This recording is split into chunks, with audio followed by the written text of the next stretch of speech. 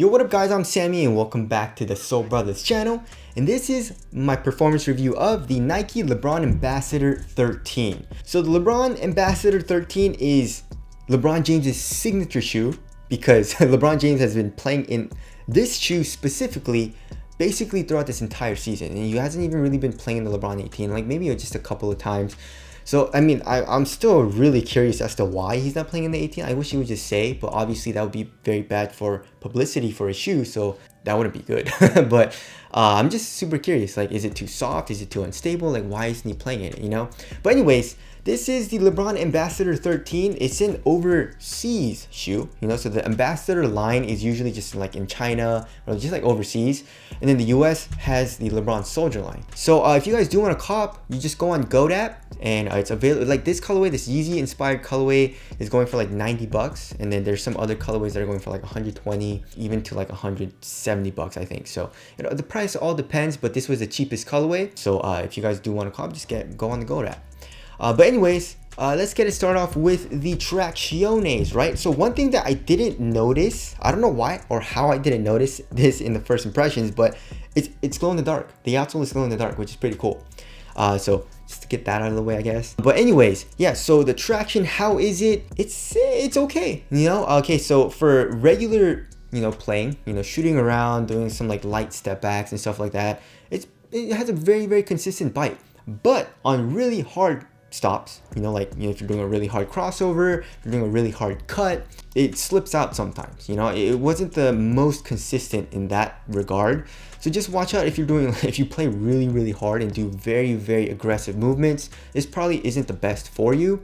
Maybe it's just this colorway though, because this outsole is semi-translucent, and as we all know, sometimes, not all the time, actually not sometimes, most of the time, the translucent outsole or semi-translucent outsole counterpart is worse off than the solid rubber outsole counterpart. So a lot of times, just in my experience, the solid outsole rubber option has been better, but that doesn't mean all the time, you know. So just be wary of that. But one good thing about this outsole is that it's super freaking durable. Like, it looks good as new. I can't believe how little wear and tear there is on this outsole. So yeah, if you're gonna play outdoors and outdoors specifically, you should be fine playing with this like every single day outdoors. You know, this shoe was designed for outdoor use because, you know, overseas, basically like in China, I don't know the actual statistics, but I heard it's like 70 to like 80% of people just play on outdoor courts. So obviously you need a very durable shoe.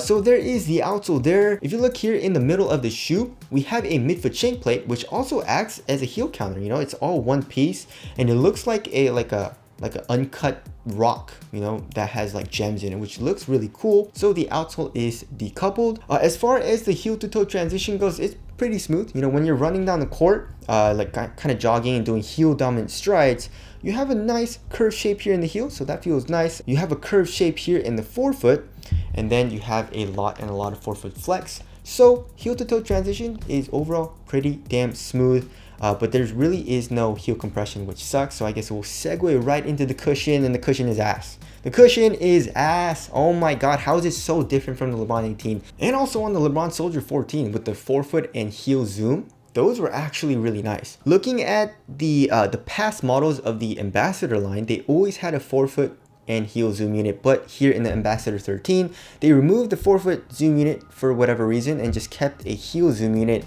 and gave us a really stiff, crappy Phylon midsole. There's absolutely no compression, and it's not soft. It feels like Kyrie's, man. The Kyrie 2 and the Kyrie 3, as you guys all know, if you guys have played in that, it's just terrible cushion. So that's what it feels like. It literally feels like the Kyrie 2 and the Kyrie 3, and you never want to feel like the Kyrie 2 and the Kyrie 3, if you know what I mean, you know. So yeah, impact protection is terrible here in the heel, on heel strikes, here in the forefoot. My feet hurt. This is an outdoor specific shoe, so if you're playing on an outdoor court, you're not going to have, you know, like wood flexes when you jump with it.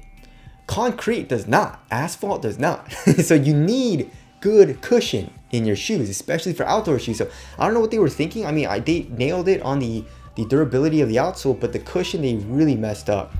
So I mean, there is a heel zoom unit somewhere in there, but it doesn't really do anything. So yeah, the cushion is ass, and if you're gonna be playing outdoors, you should probably be careful on that. All right, moving on to the material. So they're using a mesh material throughout this entire upper. We have a little bit of synthetic leather here in the back, and then here in the forefoot, we have a very thin fuse, basically covering the entire forefoot. So at first it was a little flimsy feeling and like a little stiff, you know, but once you break it in, it gets super soft. This overall material is really, really thin, and it conforms to my foot very, very well now that it's broken in. So it stays really thin here in the forefoot, and it stays thin here in the midfoot. And as far as the tongue goes, we have, I guess I would say like an average amount of padding, and here in the ankle as well. So the upper overall is super thin and very minimal, and it gets the job done on foot very, very well. You know, if you're looking for very good quality materials, like a knit or something cozy, then this isn't it. All right, moving on to the fit. I went true to size, and it was really good for me. You know, I would say it's just a tiny bit long, but that's okay for me. And as far as the toe space goes, it's quite snug. It's not as snug as the KD13 or the Kyrie 7, but I still can't really curl my toes in the shoe, so it's still pretty damn snug. And the width wise, I would say it's slightly narrow. The fit was great for me. If you have a wide foot or you like a roomier fit, I would suggest going up a half size maybe, but maybe even a full size, because it's really snug. Also, it's a really easy shoe to put on. I love how like all ball shoes nowadays have this very, very high heel tab, so that helps to make the shoe easier to put on, and the tongue opens up a lot. So that's very, very convenient. As far as support and lockdown goes, I had no issues at all with support and lockdown. For lateral containment, this material, first of all, is really, really supportive. You know, it doesn't stretch at all. And then we have some fuse that comes around here on the laterals. Actually, pretty much throughout this entire shoe, around the perimeter of the shoe, we have this fuse material. The foam comes up a little bit here in the forefoot, but I didn't feel my forefoot like coming out of the footbed at all. And here in the midfoot and here in the heel, we have this plastic TPU acting as a cage or a lateral counter. So lateral containment, I was good to go. I had no issues with that. And also, lateral stability was really good. For some reason, LeBrons never have an outrigger. You know, like from the LeBron like 15, and then the 16 didn't have it. The 17 didn't have it, and then the 18 didn't have it either. So I don't know why they added it here in the Ambassador, especially since this cushion is so stiff, you don't even need it. And then in the LeBrons, you have the Air Max and like the Crazy Zoom, which compresses a good amount, and they don't have an outrigger, you know? So anyways, we have an outrigger here in the Ambassador 13s, and it's a very, very wide base. So you're gonna feel laterally stable. All right, as far as the weight goes, I remember this being like average weight, I think. Yeah, so 12.84 ounces. The average weight of my shoes is around 12.5 ounces. So 12.84 is pretty much average. And does it feel average? Yeah, it feels pretty average. I like how thin the materials feel on foot though. The materials feel very, very minimal.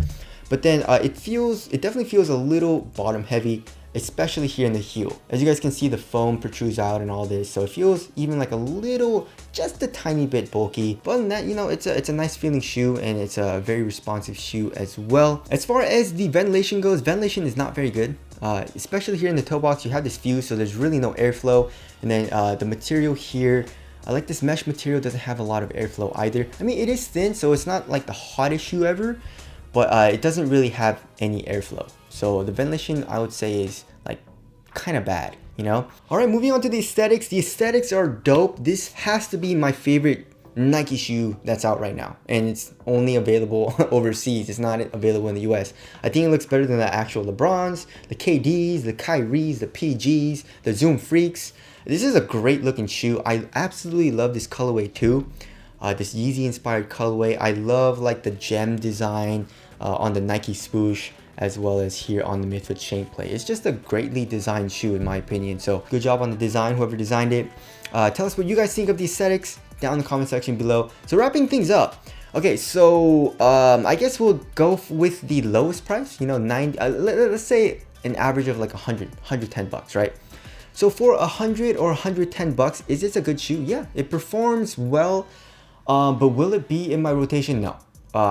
Nothing really stood out to me that much. Like the traction was good, but you know, like I said, was inconsistent on the harder stops. Cushion is ass, so I mean, there you go. And then the materials, I mean, it gets the job done. I would say it's a pretty light feeling shoe and all that. It's a great looking shoe, I guess. So if you want to get the shoe based on aesthetics, I mean, you can make it work.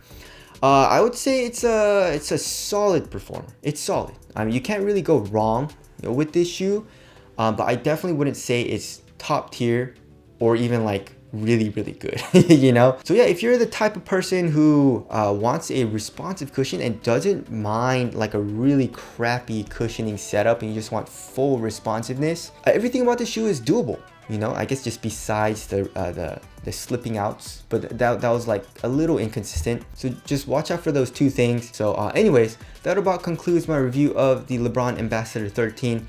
Thank you guys for watching, and I'll see you guys in the next one.